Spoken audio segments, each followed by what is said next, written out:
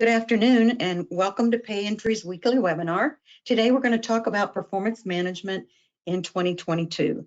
I'm Kathy Graham. I'm the head of HR services at Pay Entry. I want to welcome you today and also welcome our guest speaker, Paul Marston. Paul is one of Pay Entry's partners for performance management solutions. Paul is the director of sales. He's got a great presentation for you today, and I know that you will enjoy it. So, Paul, you want to take it from here? Thank you very much, Kathy. I will take it from here. Hello, everyone.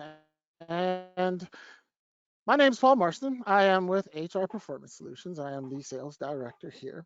Our primary focuses are in performance management, learning management, compensation management, employee engagement, succession, basically the entire talent management suite that integrates with Pay Entry. And so with Pay Entry and HR Performance Solutions together, you have one integrated, seamless experience that handles all things HR.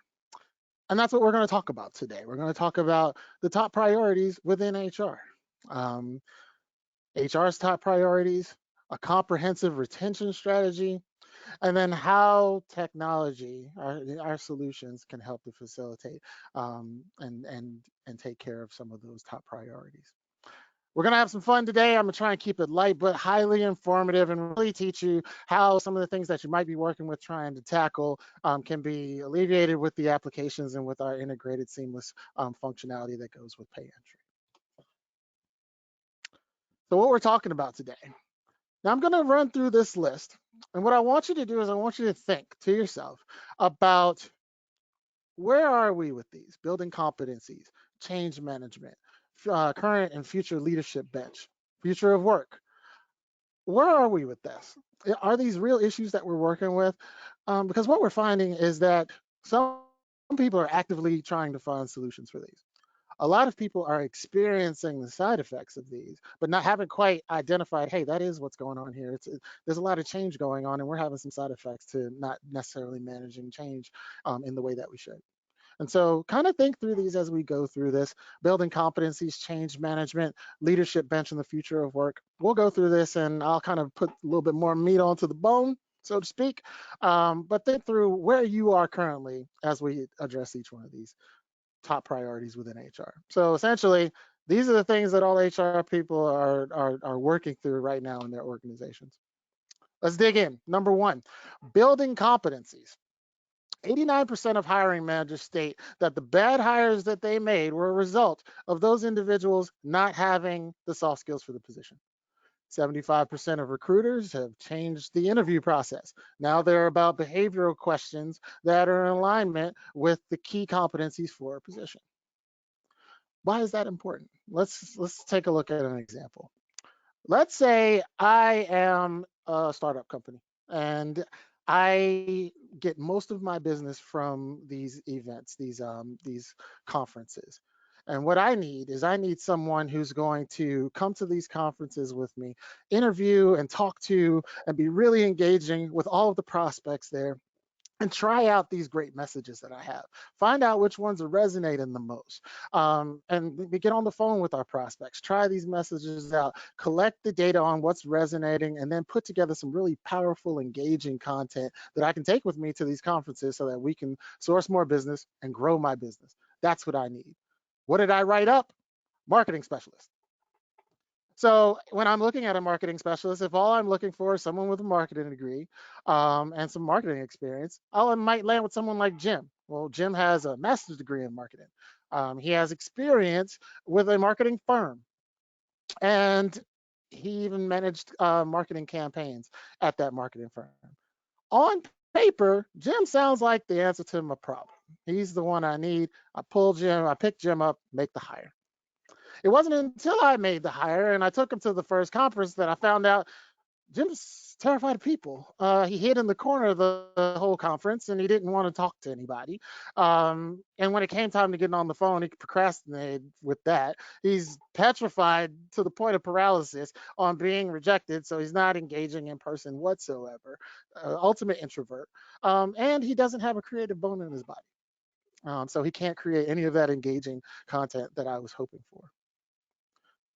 In this example, On paper, he looked like he was the answer. I didn't find out until after I hired him and actually tried to put him in the scenario of where he was responsible for helping me grow my business. It wasn't until then that I found out that he lacked the key competencies that I needed for that role. Is it his fault that I never thought about what I actually needed from that position to begin with?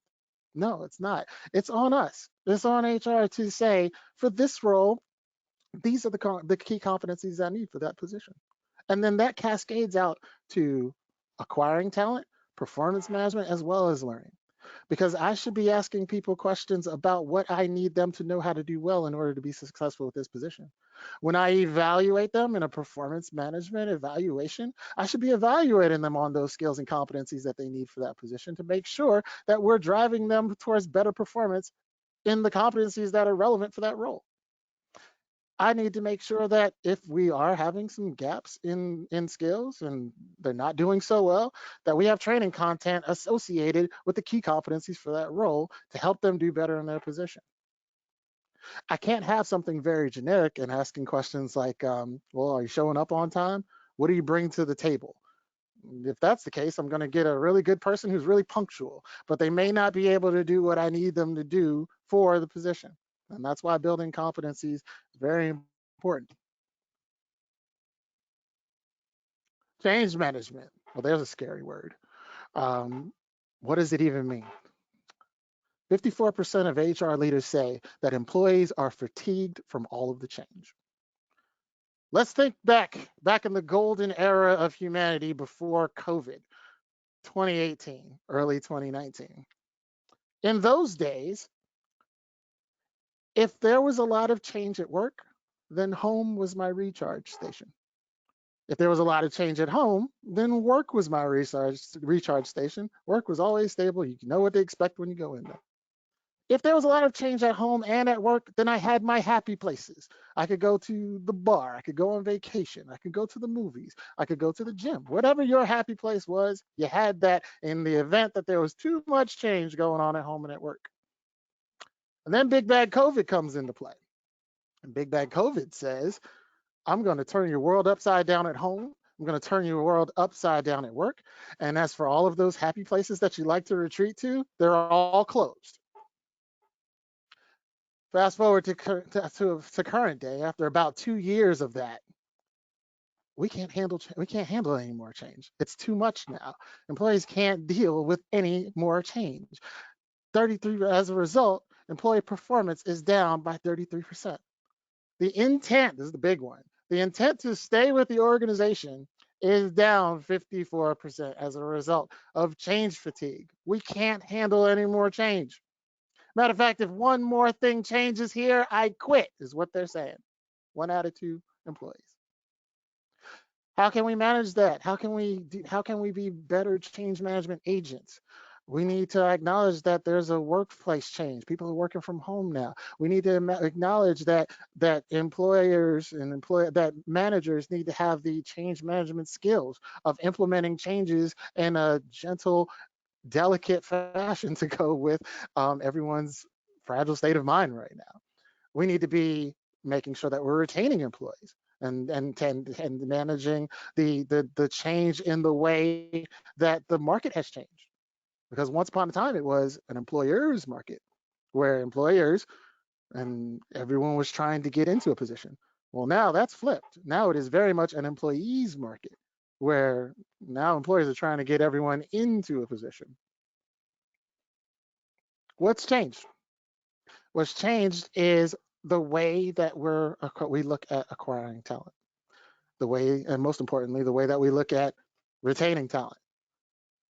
What's changed in how we're dealing with employees? We have a large amount of the employee base are millennial and Generation Z. They're all data driven. They like to know why things are happening. They need a lot of data. They need to know that there's a pathway forward for them. So we have to change the way that we look at these things. What's changing there are considerations on transparency. Are we showing them the pathway forward? Are we laying out what the options might be moving forward? Are we managing the change of how the market is adjusting to this new post-COVID world? There's a lot of skills required there. Skills that require learning management, skills that require being able to have more communication. That's where performance management comes into play. There's skills that our tools can facilitate.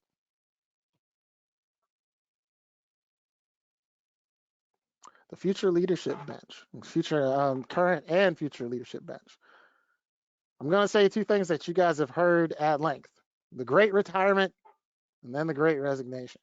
Those are two areas where the great retirement was already in full swing, and that was before COVID. The greatest generation is holding most of the senior leadership positions, and they're retiring. And then COVID came along, and a lot of them said, you know what? I had maybe 4 or 5 more years to go. I'm going to go ahead and call it quits early. In addition to that, employees started leaving. And with all of that change, now, like I mentioned before, it's no longer an employer's market. Now it's an employee's market. It's an employee's market so much to the point where fast food has even changed.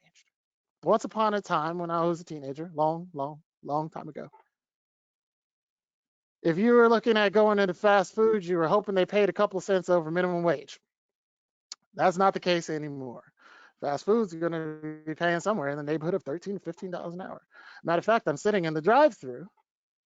Not only is it paying $15 an hour, they have signing bonuses. The signing bonus, like a record label. In addition to the signing bonus, right there next to whether I want a chalupa with my taco at Taco Bell, they're talking about 401k. Now I'm struggling. Do I want a number one combo or do I want an application? Because we have signing bonuses and excellent retirement benefits, and I'm looking at all this in the drive-through line. This is the way that businesses had to adapt to try and bring in talent. And it's not just at the entry level position, it's all throughout the organization. Organizations are paying a premium to get talent. And if they want talent that's highly qualified, they're paying premium plus. So in that environment, why is it that only 35% of organizations have a formalized succession plan? If it's going to really cost us to go to the market, why are we not developing our talent so that they can be the ones that step into this position? Now, some organizations are moving talent into that role, but they're not getting them ready for it. And that's why more than 74% of leaders report that they were unprepared and lacked the training for the challenges that they face in their role. 60% of executives fail within the first 18 months of being promoted.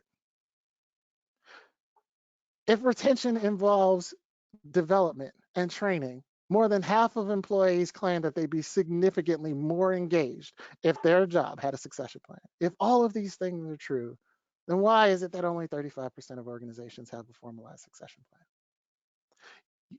Why? It's because it's not easy. It's a difficult process to do manually. It's difficult to have a development plan that you've got on paper to look at how people are performing across the board and get them ready and set up different programs for them to move into certain roles. If you're trying to shuffle paper and Word documents and emails to do all that, it's difficult, and that's why so many haven't done it. Our tools can make that very simple and easy. You can do development plans within Performance Pro and set up a development plan. You can tie in learning management and have learning courses and training associated with someone's development plan to get them ready for the pathway to the next position, thereby helping you retain talent. The future of work is a top priority within HR. 40+% of HR professionals are worried about the future of work. What does that really mean, the future of work? It's trying to identify what we're going to need in the coming years. What are we going to need? Competencies are changing post-pandemic. Before the pandemic, there were a list of kind of core competencies that everyone could have. And then some organizations had really generic, like we really just want to make sure that you show up on time. Post-pandemic, we need a lot. We need to make sure that people have resilience. I talked a little bit earlier about the fatigue of change. Well, we need some people who still have a little bit left in them to be able to handle some more change. How resilient are you? How are you going to act under pressure in an emergency situation if things go bad again? Or are we going to lose you? How resilient are you? That's a core competency now. We don't need that for one particular position. We need that across the board now. What about critical thinking? Our critical thinking skills. I know it looks like I have a beautiful living room set up here, nice little plant couch. I'm actually in front of a virtual background. I'm actually in the basement in front of a stone wall. And this is the truth of life now for a lot of people. They're working from home and they're by themselves. So I can't get up and walk over to the cubicle next to me or walk down the hall and get something answered really quick. I have to send a Teams meeting message or an email that might not get looked at right away. Or I need to go through the trouble of scheduling a meeting to get this one little question answered. That's the environment that we're in. I need to be able to think through things on my own because I am on my own. I'm in the basement by myself with no windows. A lot of people are in their home offices by themselves, and it's not as easy as it once was to just stop next door and get a quick answer to something, have a quick meeting, pull somebody into a quick meeting and get something done really quick. Have those quick communications, not as simple anymore. You need to be able to think for yourself and think for yourself easily. Teamwork, collaboration, very important because a lot of people are at home. Everybody might not necessarily be in the basement with no windows, but they might be in the attic basement. They might be in the attic office or in the living room office or in that bedroom office having to blot out the unmade bed behind them. But even though I'm by myself, or I might be with my new coworkers, the little guys that like to run in front of the camera and say "mommy, daddy" while you're trying to get work done. In those situations, we're by ourselves largely, and we still need to feel like we're a part of something. We still need to feel like we're part of a team. We still need to feel like we can collaborate. We still need to be able to work collectively on different tasks and goals. And so being able to be collaborative, being able to create those environments of teamwork in the solitude of remote work, that's now a critical skill. Here's a big one: time management. People are working from home. They have that washing machine there. They've got the unclean dishes in the kitchen, or you actually have a stove if you're going to make lunch, or maybe I want to make lunch and kind of go ahead and get dinner knocked out too while I'm working, of course. Everybody's multitasking now. Being able to manage that time while you're working from home, that's another key skill that we need in this future of work, let alone all of the upgraded technology skills that we're going to need. So identifying what's needed is important. And then there's the very key component of that work-life balance. Since the pandemic, 52% of employees say that now they question the purpose of their day-to-day job. With people leaving left and right, it's so very difficult to acquire talent, so very expensive to acquire talent. We need to stay on top of all things that might make someone decide that they need to leave. Turnover management. So we need to make sure that if we have people working for us and we're making sure that we get people that have these critical skills, now we need to make sure that we're providing them with a very strong sense of purpose. We should make sure that their goals, that their tasks, that they know what they're doing and how it aligns with the overall big picture. Being able to align goals, individual goals, with strategies, the organizational strategies, and having that culture of communication so that it is explained exactly what you're doing and how it plays its role in the big picture. These are tools that you can facilitate with our performance management. And the reason why you want to do that is because when you provide that sense of purpose with employees, it increases their employee engagement, helps you manage turnover.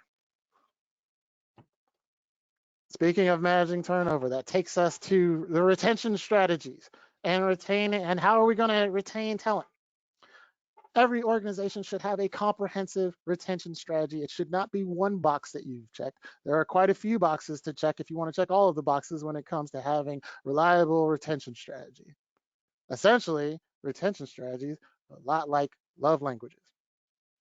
Now, who remembers the love languages? It was a book that came out, hit everyone by storm. Either you're in the dating world or you're trying to figure out how to communicate better with your partner. The book basically drilled it down to 5 different languages that people speak And you need to know what your partner spoke so that you can communicate better. For example, if you have a person on the bus, two people on the bus, they're talking back and forth to each other, they're doing a lot of talking, but one person speaks English, the other person speaks Spanish, and neither one of them are bilingual. Well, there's a whole lot of talking going on, but there's no communicating going on because they're not speaking the same language. So what were the love languages? It was time spent, gifts, acts of service, physical touch, and words of affirmation. And so you need to understand that if someone holds time spent as being very valuable and you're showering them with gifts, then it may not be very valuable for them. They may not appreciate that. I'm giving you all of these gifts, but when the other person just really wants to spend time with you, and if they're getting gifts in replacement for spending time with you, you're on one hand saying, well, I'm giving you all these gifts. Why are you not appreciating what I'm doing for you? And on the other hand, they're like, yeah, but you're not spending any time with me. And why do you not appreciate me enough to spend time with me? We're talking, we're doing a lot of talking, but we're not speaking the same language. So the communication's being missed. And usually, like with love languages, it's not just one thing. Usually it's multiple things. So it might be a little time spent in addition to acts of service or words of affirmation. I need to know that you care. I need to see you on a regular basis, maybe 60% of one, maybe 30% of another, maybe 10% of another. Everyone has their formula. From a retention strategy standpoint, I know some of you are like, all right, where are you going with this? From a retention strategy standpoint, these are professional love languages. These are the things that motivate employees. Showing the path to the future, a sense of purpose, feedback, recognition, reward, taking the pulse of how people are feeling. And just like with the romantic love languages, it's usually not just one thing. Each employee has their own formula of how they're motivated the most. So you might say, look, I told you all the different positions that you can move into. I provided a path to the future. Why are you not happy? Why are you not satisfied? Well, because I need consistent communication from a manager to let me know that I'm on the right path. I need to be recognized when I do things well, and I need to know how my compensation is going to change based off of me doing all these great things. So your one thing that you were doing didn't check the box for me. There's 6 different components here. And so you have to absolutely check the box in each one. And let's dig into that. Retention strategy. Path to the future. By the year 2025, millennials and Gen Z are going to make up about 70 to 75% of the workplace. 4 out of 5 employees feel that they do not have their managers or the organization's support to reach their goals. How do we solve that with the application development plans? We have to show people not only is there a future here, but this is how we get you ready for that future. We have a development plan. We incorporate learning into that development plan so that you can know what the competencies are associated with the new position, have learning courses in alignment with those competencies so that you're actually being helped along the path towards that new role. Compensation, the progress of compensation. So basically, as I'm moving from one position to the next, I see what the position or the progression of my career looks like. How many organizations are talking about the progression of compensation? That could be too difficult to talk about if you have no compensation structure whatsoever. If compensation was something that the CEO kind of determined on the back of a napkin, then you can't be quite that transparent in those situations. But if you have a compensation structure and you have salary grades and salary ranges, then in addition to showing somebody, here's the positional transformation that you can make with this organization. And that's what that equals out to dollar-wise. These are the ranges of pay with these movements and with these progressions in your career. Someone who knows that, a data-driven person like a Gen Z or a millennial who wants all that data so that they could plan their life, someone who's trying to plan their life needs those data points. That helps them plan their life. In an age of information, if I'm used to going to a website, if I don't see what I need on that website, what do? I bounce. Those employees are the same way. If I'm trying to plan my life and you can't give me the data points that I need in order for me to plan my life, what do? I bounce. So we need learning plans specific to positions so that you know this is the learning that I can do to develop myself to get ready for these new positions. No one wants to be that person that was promoted and felt unready for the new position. So the development plan, the learning associated, those are things that you can facilitate with Performance Pro and with our learning management. Sense of purpose. 65% of employees say that the pandemic made them rethink the role that work plays in their personal life. Now, if you've got 65% of your employees saying this is too much, then you need to make sure that your retention strategy is solid around providing a sense of purpose, linking goals with actual linking the goals to actual strategies, and providing that sense of purpose, knowing exactly how what you're doing falls in alignment with the big picture. Training managers through our feedback, through our goal and our feedback AI. So we have the ability to take goals and link them to strategies. We have the ability to train managers and train them in an automated fashion on how to create smart goals and provide that sense of purpose. We can automate the check-in process. We can have more frequent performance evaluations so that you're able to have a culture of consistent and ongoing feedback. Recognition should be in real time. Someone shouldn't have to wait for the end of the year to be recognized. If you don't recognize people as they're doing and making great strides, then what happens? At first, they say, maybe I need to do more. But right after that, they start to say, I'm not being appreciated for what I bring to the table. And then they start to look for other positions. So recognition should absolutely be in real time, and it should drive the type of performance that you want to replicate. And you need to understand what type of recognition works most for the employees that report to you. Some people like to be recognized privately. Some people like to be recognized very publicly. You should always stay on top of how you're recognizing individuals and make sure that it happens in the moment, and then no one has to wait for the end of the year to be recognized for something that it did in March or April.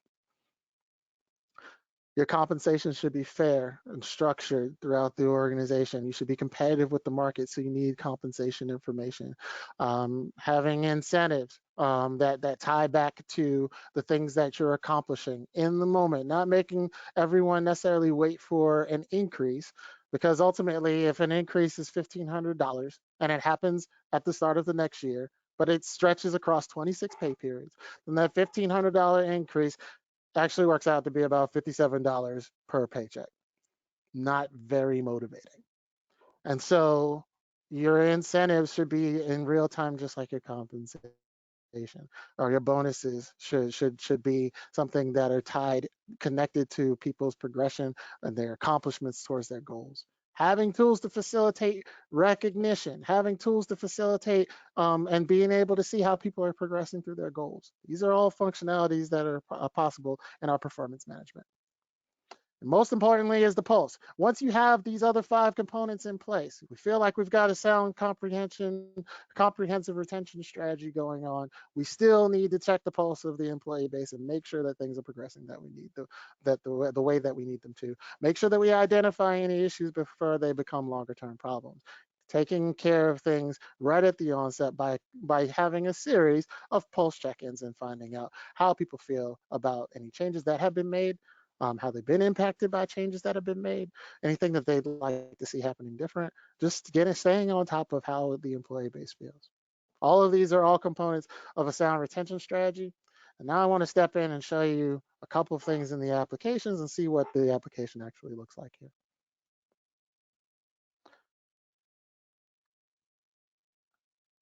So bear with me one moment as I step into the application. Now, in the performance management, we've talked a lot about having development plans, and having development plans be a tool for retention and being able to show employees this is the pathway forward in your organization. And so with the application, you're able to automate any process that you might have in the organization. So you can automate the performance evaluation, but you can have mid-year reviews, quarterly evaluations, a check-in process, 90-day evaluations. You might do a development plan. If you have competencies and goals as a part of your evaluation process, for your existing position, your competencies are a list of competencies or skills that have been aligned with your existing position. Your goals are goals or tasks that you need to complete that are in alignment with your existing position. The development plan is in alignment with the position that you're readying for, so that when we make that transition, you don't feel like those 75% of individuals who were promoted and felt like they weren't ready. And so now we have competencies aligned to the position. That's something that we've done in our performance management implementation process. We have competencies aligned to the position, and then we have goals or tasks, the things that you want to complete in order to be a good candidate for that new position. And so once we have that development plan in play, we're able then to track the completion of someone's performance evaluation side by side with someone's development plan. And so it's not just enough to set up a development plan and send someone on their way. We need to be able to track that performance and see what's happening with progression in their current role, as well as the role that we're readying someone for. And so in order to do that, like I mentioned before, why do people not have these things in place? Because they don't have the technology involved to make it very simple and easy. And so what you're able to do is, with our analytics, you're able to see the output of the performance evaluation side by side with the development plan. So furthest to the right is the higher the performance on their evaluation associated with their current position. Furthest to the top is the higher the performance on their development plan. You can see the output of competencies from current position to development plan, the output of goal performance from current position to development plan. As you would expect, someone's doing very well on the competencies associated with their current position. They're meeting expectations there. You would expect that. It's associated with their current role. But when we introduce those new competencies for that position that we're developing them for, that's where we're starting to see that there's struggle. And just like we saw earlier, that the 75% of people saying that they moved into a position they weren't ready for. Well, Jim here wasn't quite ready for these new competencies that we introduced. You could see that with performance management, but this is where learning management ties into place as well. Just saying that you're struggling in one area is just reporting how you're doing, but actually being able to provide learning content so that you can firm up someone's performance in the areas where they're falling short. That's where learning and training go hand in hand. And that's where our application, and that's the way that our application works. Being able to assign learning courses in the areas where you're struggling so that you not only show someone the path to the future, but you actually support them along the path. This is what some of our technology looks like. These are some of the ways that our technology can function to help you deal with the different priorities within HR.